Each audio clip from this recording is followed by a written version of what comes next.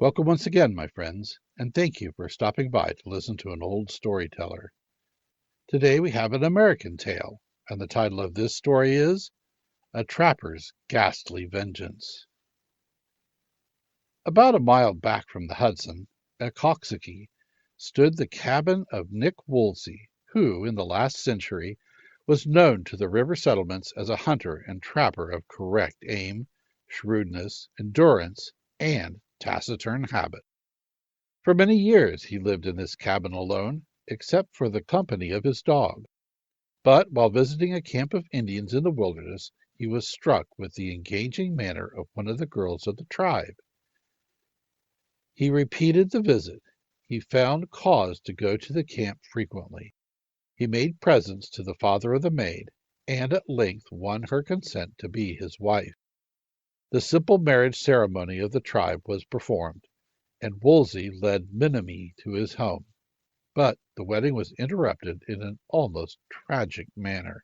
For a surly fellow who had loved the girl, yet who never had found courage to declare himself, was wrought to such a jealous fury at the discovery of Wolsey's good fortune that he sprang at him with a knife, and would have dispatched him on the spot had not the white man's faithful hound leaped at his throat and borne him to the ground. Wolsey disarmed the fellow and kicked and cuffed him to the edge of the wood, while the whole company shouted with laughter at this ignominious punishment, and approved it. A year or more passed.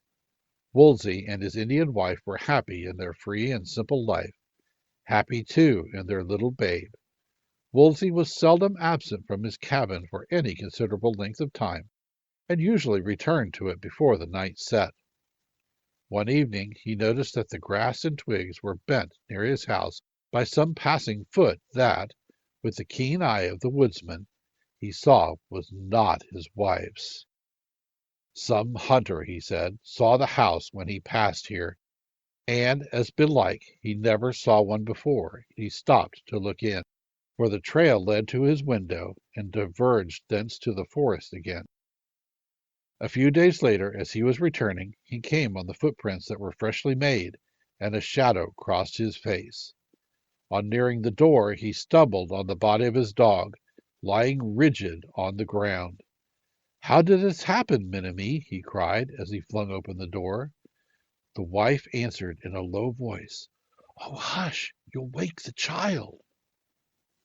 Nick Woolsey entered the cabin and stood as one turned to marble. Menominee, his wife, sat on the gold hearth, her face and hands cut and blackened, her dress torn, her eyes glassy, and a meaningless smile on her lips. In her arms she pressed the body of her infant, its dress soaked with blood, and the head of the little creature lay on the floor beside her. She crooned softly over the cold clay as if hushing it to sleep. And when Wolsey at length found words, she only whispered, "Hush! You'll wake him." The night went heavily on. Day dawned, and the crooning became lower and lower.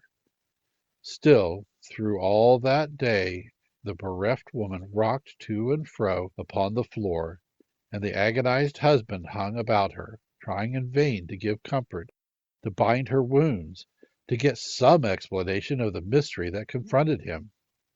The second night set in, and it was evident that it would be the last for Menominee. Her strength failed until she allowed herself to be placed on a couch of skins, while the body of her child was gently lifted from her arms. Then, for a few brief minutes, her reason was restored, and she found words to tell her husband how the Indian whose murderous attack he had thwarted at the wedding had come to the cabin, shot the dog that had rushed out to defend the place, beat the woman back to the door, tore the baby from its bed, slashed its head off with a knife, and, flinging the little body into her lap, departed with the words, "This is my revenge. I am satisfied." Before the sun was in the east again, Menominee was with her baby. Wolsey sat for hours in the ruin of his happiness, his breathing alone proving that he was alive. And when at last he arose and went out of the house, there were neither tears nor outcry. He saddled his horse and rode off to the westward. At nightfall he came to the Indian village where he had won his wife, and relating to the assembled tribe what had happened, he demanded that the murderer be given up to him. His demand was readily granted, whereupon the white man advanced on the cowering wretch, who had confidently expected the protection of his people, and with the quick fling and jerk of a rawhide rope bound his arms to his side. Then, casting a noose about his neck and tying the end of it to his saddle bow, he set off for the Hudson. All that night he rode, the Indian walking and running at the horse's heels, and next day he reached his cabin.